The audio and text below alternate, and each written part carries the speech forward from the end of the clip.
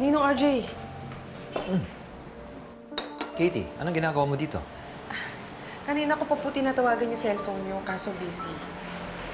Tinatawagan ko kasi si Lynette. Hindi siya sumasagot. Pero dapat magkikita kami dito eh. Actually, Ninong, kaya po ako nandito.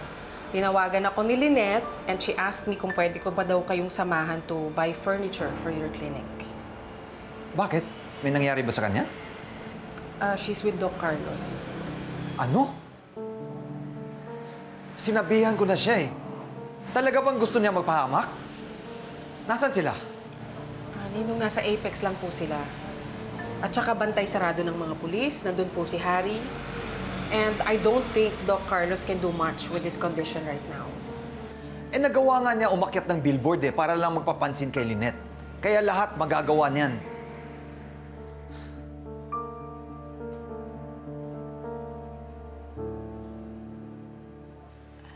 Carlos, meron akong dalang pagkain para sa inyo.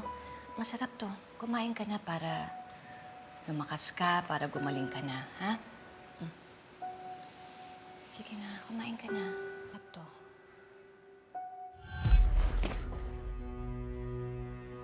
Carlos, anong ginagawa mo? Carlos, bitawan mo ako. Nasasaktan ako! Carlos, ano ba? Ano ba? Carlos, bitawan mo ako! Tulong! Carlos, ano ba? Tulong! Tulungan niyo ako!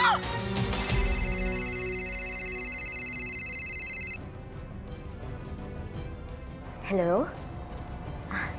Yes, nakausap ko na si Zoe.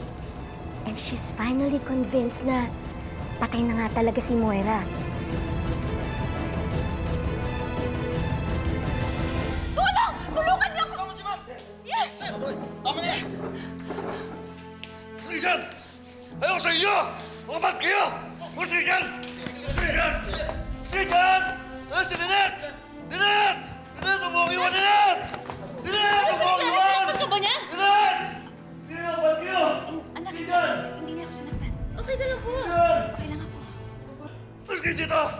Mga bad kayo! Ano ba nangyari? Mga bad kayo, Lynette! Uy, bata! Tagalin mo itong mga polis dito!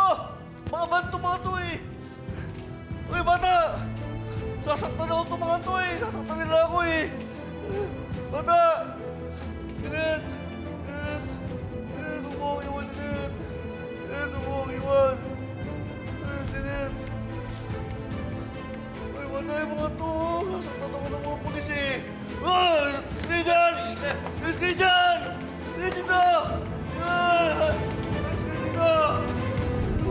Kani-kanina lang, nag-hallucinate si Dad. Nakikita niya daw si Moira. Tapos ngayon, para naman siyang bata. Mabuti siguro dalhin na natin siya sa psychiatrist. Pero gagaling naman siya, di ba?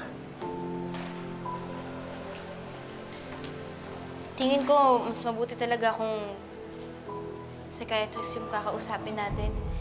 Kasi expertise nila yun eh. Ikaw po, Nay. Sigurado ka po bang hindi ka sinaktan ni Doc Carlos? Hindi, anak. Sa totoo lang, naawa talaga ako kay Carlos nung nakita ko siya kanina eh. Kaya ba hindi mo ako sinipot, Lynette? Dahil pinagpalit mo ako kay Carlos? RJ, pasensya na, naipit lang kasi ako kanina eh. Alam mo ba si Carlos, parang nag-hallucinate siya. Nakikita daw niya si Moira. Tapos ngayon naman para siyang bata. Lynette, hindi mo na siya dapat binibisita eh. Bakit mo siya binibisita pa? At hindi naman siya yung binibisita ko si Harry. Nagdala ako ng pagkain tsaka ng damit para sa kanya. Lynette, hindi mo na sila obligasyon. Para akong tanga, nag-aalala ka ko sa'yo. Yun pala, nakipag-bandi ka lang sa ex mo. Tay! Nay, huwag na kayong mag-ahaway, please. Teka, sandali. Bakit ba nagagalit ka? Una sa lahat, hindi ako nakipag-bonding sa ex ko. Pangalawa, hindi ko kailangan mag-explain sa'yo. Bakit? Dahil hindi naman tayo mag-asawa eh. Sa totoo nga, wala naman tayong relasyon eh, di ba? Hindi ko alam ba't nagagalit ka. Nay! Nay!